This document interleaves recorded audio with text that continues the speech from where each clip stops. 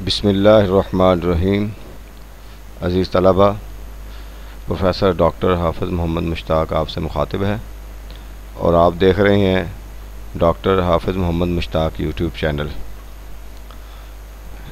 Public service commission میں اسلامیات کی لیکچرشپ کی تیاری کے لیے ہم نے جو لیکچرز کا سلسلہ شروع کیا ہے، آج اس کا دوسرا لیکچر ہے۔ ہم یہ سابقہ پیپر حل کر رہے ہیں اور اس کے ساتھ ساتھ اس سے ریلیٹڈ جو کویشچن ہوتے ہیں اور پھر ان کویشچن کے اندر جو کریکشن ہے ان کو بھی ساتھ ساتھ ڈسکس کر رہے ہیں۔ تو آئیے دیکھتے ہیں حضرت خدیجہ رضی اللہ تعالیٰ عنہا کے علاوہ کس زوجہ سے آپ کی نرینہ اولاد ہوئی، اور یعنی حضور علیہ السلام کے ازواج مطہرات جو ہیں ان میں سے آپ کی تقریباً ساری اولاد جو ہے وہ حضرت خدیجہ رضی اللہ تعالیٰ عنہ سے ہے، اور آپ کے علاوہ آپ کا ایک بیٹا، ان کا نام حضرت ابراہیم ہے، اور وہ تھے حضرت ماریہ قبطیہ میں سے۔ یہ لونڈی تحفے میں آپ کو ملی تھی تو امہات المومنین میں شامل ہو گئیں۔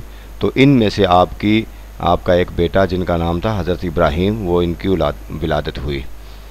جی آگے، نماز اور روزہ کس سن ہجری میں فرض ہوا؟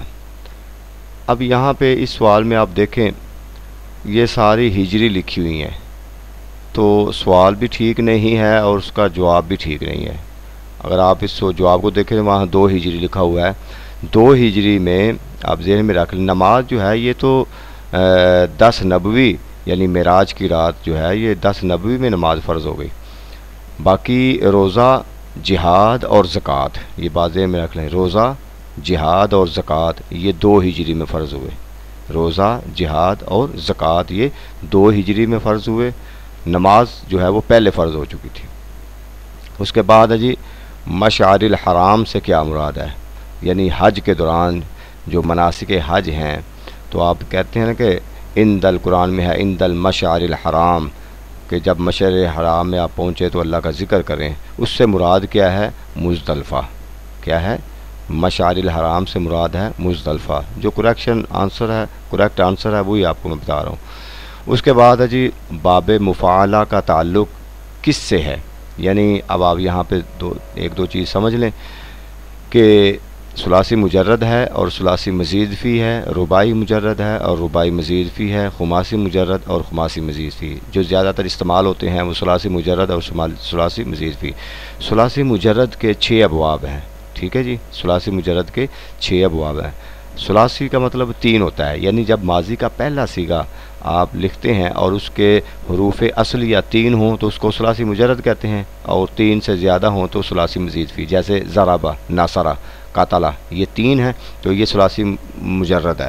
اگر ان میں کوئی حرف ایک اضافہ ہو جائے گا تو وہ مزید فی بن جائے گا، جیسے اکرمہ، جیسے صرفہ، جیسے فاعلہ، ٹھیک ہے، تو وہ مزید فی بن جائے گا۔ اب وہ کہتے ہیں باب مفاعلہ، فاعل یفاعل، تو آپ کو نظر آ رہا ہے فاعل، اس کے اندر 4 حروف ہیں، مطلب یہ ثلاثی مجرد نہیں بلکہ ثلاثی مزید فی ہے، ٹھیک ہے جی۔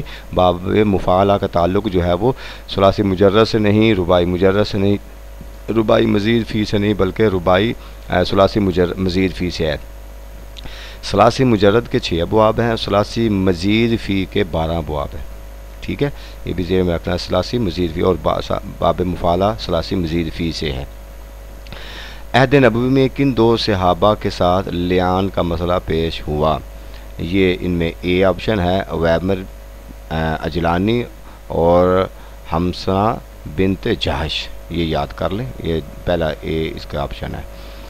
اس کے بعد لفظ کل سے کتنی صورتیں شروع ہوتی ہیں؟ عام طور پہ آپ نے پڑھا ہوتا ہے جی 4 کل، تو 4 کل ہیں، قل اعوذ برب الناس، قل اعوذ برب الفلق، قل هو اللہ، قل یا ایھا الکافرون۔ 4 تو وہ ہو گئی نا۔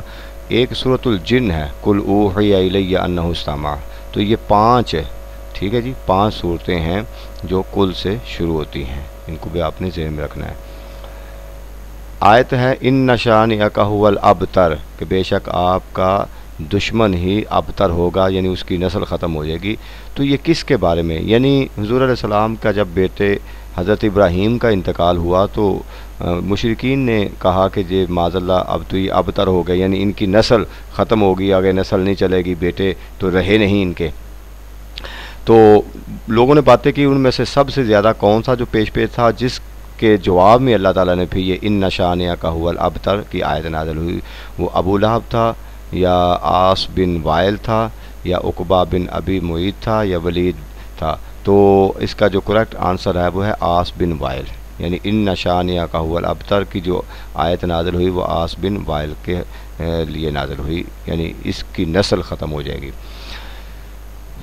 17 جنگ یمامہ کس کے خلاف لڑے گی؟ بڑی مشہور ہے، مسلمہ کذاب۔ اچھا ایک بات، مسلمہ کذاب کون تھا؟ جس نے نبوت کا دعویٰ کیا تھا، ٹھیک ہے جی۔ کس کے دور میں لڑی گئی؟ حضرت ابوبکر صدیق رضی اللہ تعالیٰ عنہ کے دور میں لڑی گئی، اور اس نے نبوت کا دعویٰ کیا تھا، جس کے اندر بہت سارے حفاظ کرام بھی شہید ہو گئے تھے، اور آخر کار اس کو واصل جہنم کیا اور ان کو شکست ہوئی۔ تو یہ جنگ یمامہ ہے جی۔ آگے سوال نمبر ہے 18، حضرت ابوبکر صدیق رضی اللہ عنہ جمع تدوین قرآن کا مشورہ کس نے دیا ہے؟ حضور علیہ السلام جب وصال ہوا تو قرآن بکھرا ہوا تھا، مختلف جگہوں پر لکھا ہوا تھا، تو ایک کتاب کی شکل میں نہیں تھا۔ جو اوپر آپ نے پڑھا ہے کہ جنگ یمامہ کے اندر بہت سارے حفاظ کرام شہید ہو گئے، تو پھر حضرت عمر فاروق رضی اللہ تعالیٰ عنہ نے حضرت ابوبکر صدیق کو یہ مشورہ دیا کہ آپ اس قرآن کو ایک کتاب کی شکل میں لکھ دیں تاکہ آنے والی نسل کے پاس محفوظ رہے، ٹھیک ہے۔ تو یہ مشورہ کس نے دیا؟ حضرت عمر فاروق رضی اللہ تعالیٰ عنہ نے۔ حضرت زید بن حارثہ کا نام کس صورت میں آیا ہے؟ سورۃ الاحزاب کے اندر، ٹھیک ہے۔ زید بن حارثہ جن کا حضرت زینب کے ساتھ نکاح تھا اور پھر طلاق ہو گئی، اور ان کے ساتھ پھر حضور علیہ السلام نے نکاح کر لیا، اور زید بن حارثہ وہ تھے جن کو حضور علیہ السلام نے منہ بولے بیٹے کہا تھا، اور متبنہ بیٹے کے بارے میں پھر یہ حکم آیا، اور یہ رسم بھی ٹوٹ گئی کہ یہ بیٹے جو منہ بولے بیٹے ہوتے ہیں یہ حقیقی بیٹوں کی طرح نہیں ہوتے۔ تو اس رسم کو ختم کرنے کے لیے اللہ نے حکم دیا کہ حضرت زینب نے ان سے جب طلاق لے لی تو پھر حضور علیہ السلام نے ان سے نکاح کر لیا۔ تو ان کا یہ سارا ذکر جو ہے وہ سورۃ الاحزاب کے اندر ہے جی۔ اس کے بعد ہے جی کعبہ کی چھت پر نصب سب سے بڑا بت جو تھا وہ کون سا تھا؟ لات، منات، عزا اور حبل۔ تو حبل جو تھا ان کا یہ سب سے بڑا بت تھا، یہی کعبہ کی چھت پر نصب تھا۔ ہاں، اس کے بعد ہے جی خیبر کے قلعوں میں سے سب سے پہلا کون سا قلعہ فتح ہوا؟ اب یہاں پہ دیکھیں، آپ کا جو پیپر ہے اس کی سلوشن دیا ہوا ہے، اس میں انہوں نے قلعہ کموس لکھا ہوا ہے، تو یہ اس کا غلط آنسر ہے۔ میں نے تاریخ ابن کثیر کو دیکھا، پھر اس میں ڈیٹیل پڑھا سارا کچھ، پھر اس کے بعد میں نے یہ وہاں پہ جو رزلٹ نکالا ہے وہ ہے خیبر کے قلعوں میں سے سب سے پہلا قلعہ جو فتح ہوا ہے وہ قلعہ نعیم ہے۔ کیا ہے؟ قلعہ نعیم فتح ہوا ہے۔ اچھا، دوسری بات یہ انہوں نے قلعہ کموس لکھا ہوا ہے، حالانکہ قلعہ کموس وہ قلعہ ہے جو حضرت علی رضی اللہ تعالیٰ نے جس کو فتح کیا، اور اینڈ پر جب یہ فتح نہیں ہو رہا تھا تو حضور علیہ السلام نے فرمایا کہ صبح میں علم اس کے ہاتھ دوں گا جو کہ اللہ اس کے رسول سے محبت کرتا ہوگا اور اللہ اس کا رسول اس سے محبت کرتا ہوگا۔ تو حضرت علی جو اشوب چشم میں مبتلا تھے ان کو بلا کر حضور علیہ السلام نے لعاب دہن ڈالا اور ان کو تندرست ہوئے، اور انہوں نے جا کر اس قلعے کو فتح کیا۔ تو لہٰذا یہ قلعہ تو بعد میں فتح ہوا، سب سے پہلے قلعہ جو فتح ہوا ہے وہ قلعہ نعیم ہے۔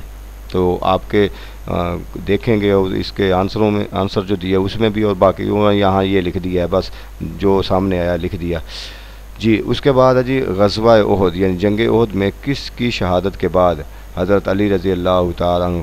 اچھا ایک بات ہو یہ اس کے بارے میں اور میں آپ کو بتا دوں خیبر کے حوالے سے، کہ خیبر کے موقع پر ہی، یعنی یہ سوال آپ کو مختلف طریقوں سے پوچھا جا سکتا ہے کہ آپ کو پتہ ہے کہ اسلام میں گدھے کا گوشت حرام ہے، وہ کس موقع پر یا کس جنگ میں حرام قرار دیا گیا؟ وہ خیبر کے موقع پر، ٹھیک ہے۔ غزوہ خیبر کے موقع پر یہ جو گدھا ہے اس کا گوشت جو ہے اس کو حرام قرار دیا گیا، حدیث میں آتا ہے۔ اچھا، جنگ احد میں کس کی شہادت کے بعد حضرت علی نے رضی اللہ تعالیٰ مسلمانوں کا جھنڈا یعنی علم اٹھایا؟ تو وہ کون سے صحابی ہیں؟ وہ ہیں حضرت مصعب بن عمیر رضی اللہ تعالیٰ عنہ۔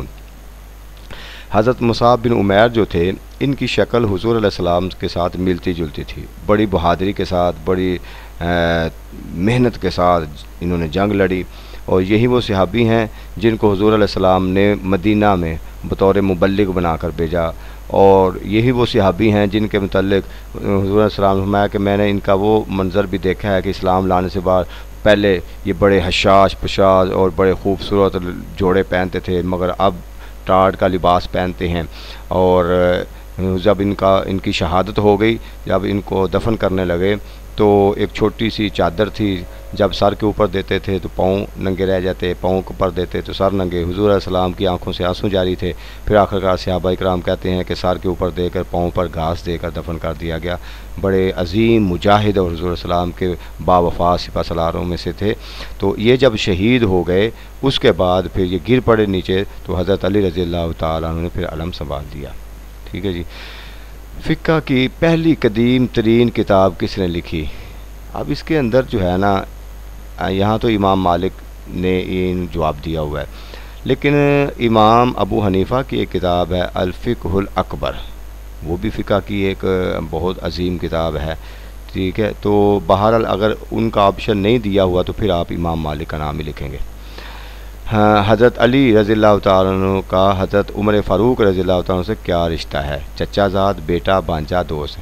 اب آپ دیکھیں گے اگر جن کے پاس یہ پیپرز ہیں تو وہاں پہ دوست لکھا ہوا ہے، تو دوست رشتے کا تعلق کا دوست تو ہر کوئی ہوتا ہے نا، دوست جو ہے وہ رشتہ تو نہیں ہے، وہ تو ایک دوستی ہے، تو ہر مسلمان جو ہے وہ دوسرے کا دوست ہے۔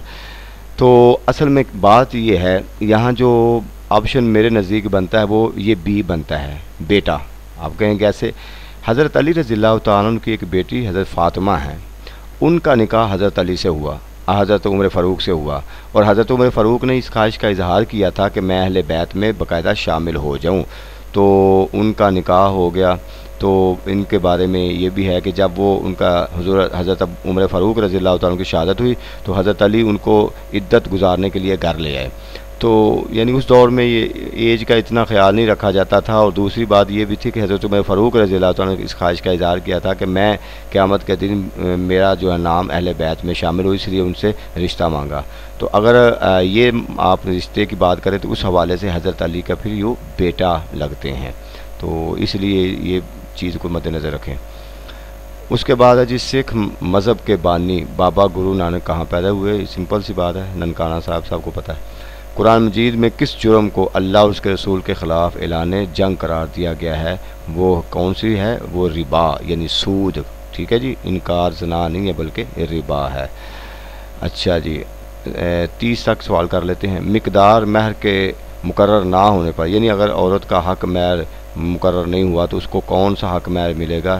وہ حق مہر مہر مثل ملے گا۔ مہر مثل کا مطلب ہے کہ اس خاندان کی عورتیں جو ہیں، اس طرح ملتی جلتی عورتیں جو ہیں، ان کا حق مہر کو دیکھا جائے گا، اور اس کے بعد پھر اس کا حق مہر جو ہے مقرر کیا جائے گا۔